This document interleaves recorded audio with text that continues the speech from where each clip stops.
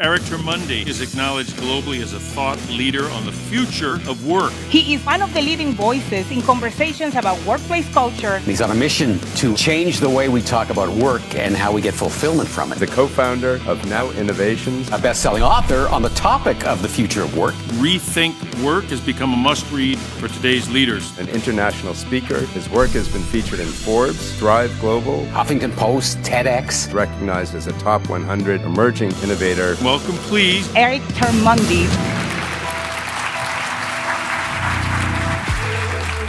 There's a story that I want to share with you that really honed in the importance of this idea of community. 5.5 years ago, I'm sitting at my desk, and they were handing us Red Bull. Along with the Red Bull came a handout each. And on the top of the handout, it said, "Can you make it?" So he said, "We want you to be part of a global challenge. There will be 100 teams of 3. The challenge is for you and your 2 teammates, should you win, to get from London to Berlin in 7 days."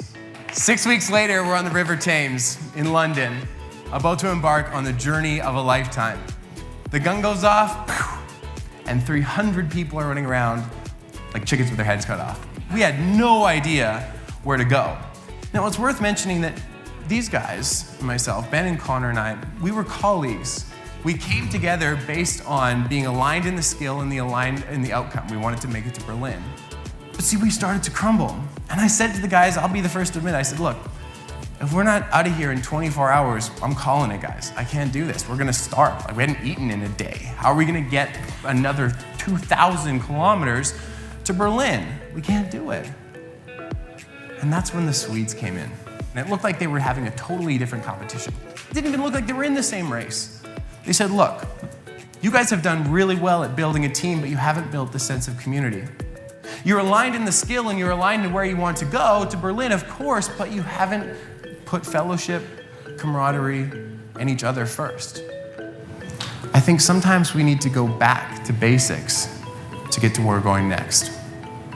I think the fastest way that we can speed up human connection is to slow down. So that's what we did. We set ourselves aside. We took an hour. We said, how can we do this, fellas? How can we put each other first? And when we started to give each other roles and responsibilities, gave each other time and space, when we started to fit in, when we started to feel like we belong, we got to where we were going faster. This change, though, is small. It's a 1-degree shift, I'd like to say. Because when we shifted from building a team to building a community, we stopped thinking with knee-jerk reactions and we started thinking from our gut. We had this sense of belonging, of something deeper and more meaningful than team. And I think that if we want to work well into the future, we have to make this shift. And I can't even begin to make up what happened because it was so incredible. See, what happened is we actually made it 3,400 kilometers. We visited 6 countries. We traded 124 Red Bull, took 13 modes of transportation, and ended up having the party of a lifetime.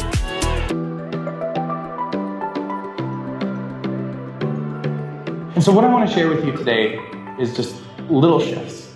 Again, so small that you might not even be able to see them. The smallest viable change that I think we can make to make 3, just 3 today, 3 1-degree shifts that will help us understand and develop a stronger sense of community. Does that sound good? The first shift that I want us to make is to focus on who we're attracting and not what. For so long, I go back even decades now, we've been building teams and not communities. And sometimes when we're building teams in sport, we'll say we need a point guard, or we need a defenseman, or we need a midfielder. But we don't talk in the corporate world about who we need.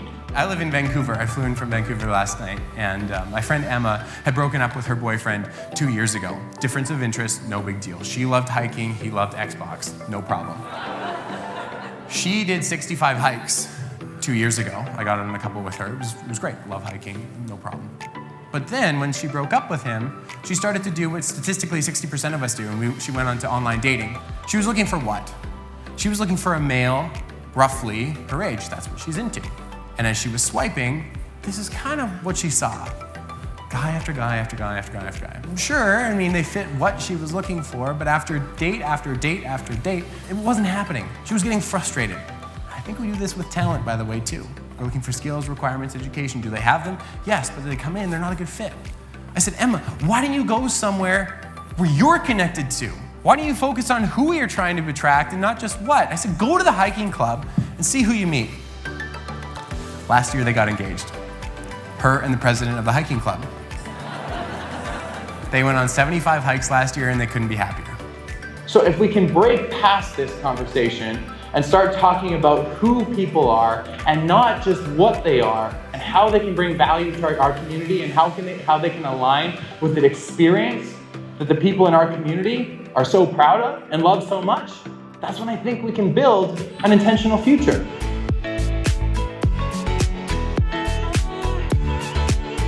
The second thing I wanted us to do today is to really plant the flag. Understand the creative elements of your flag, of the brand, of the culture, of the community. If we put our flag in the ground, what do we stand for?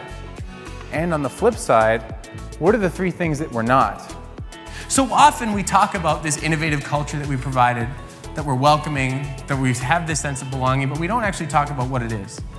We're scared and worried that we don't have the dogs running around in the ball pits like Google does, that we don't have nap pods, that we don't have flexibility and freedom or something like that, like other companies might. And what I want to suggest is that, okay, that's fine.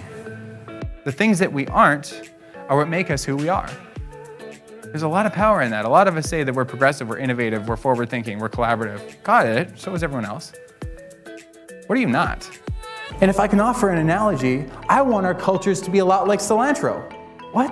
Cilantro. Quick show of hands, who loves cilantro? Work with me. Who hates it? There's some like real enthusiasm, I love it. How about pineapple on pizza? Who hates it? Right, they're polarizing. You either love it or you hate it, and there's not much in between.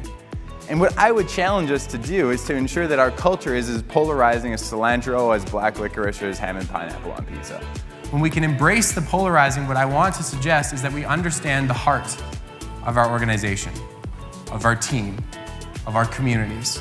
What are your habits? What do you do on a daily basis? What are the behaviors that you like people to show up as? What are these things that bring your mission, vision, values to life? There's no best culture, or this idea of a universal best culture. It doesn't work.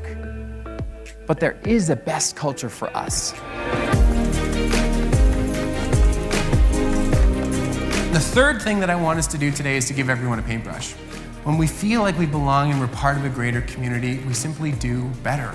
What I came to realize is that the root of happiness is a sense of contribution. The ability to feel like we're moving the needle forward. The ability to feel like we matter. And if we feel like we can contribute, we can see how we're moving our organization and our community forward. And in a world that has never been this distracted, that has never been this noisy, that has never been this busy, I think the more we can make people feel like they matter, the better we can create this sense of community. When I look at giving everyone a paintbrush, what it really says to me is, how do we get people to come together and get to know who we are outside of the job title? We can break these barriers, when we can be resilient, but when we can be innovative and when we can come together to create a more intentional future, great things happen. So what I would encourage you today to do is to make those little shifts. Understand not what's happening here, what our knee-jerk reactions are, but what is our gut saying? How do we build a better sense of community? How do we give each other time and space? 1 degree shift now is small. But if we continue to pivot and shift 1 degree, if we make those slight changes, the future of work is not something that happens to us, it's something that we create. Thank you very much.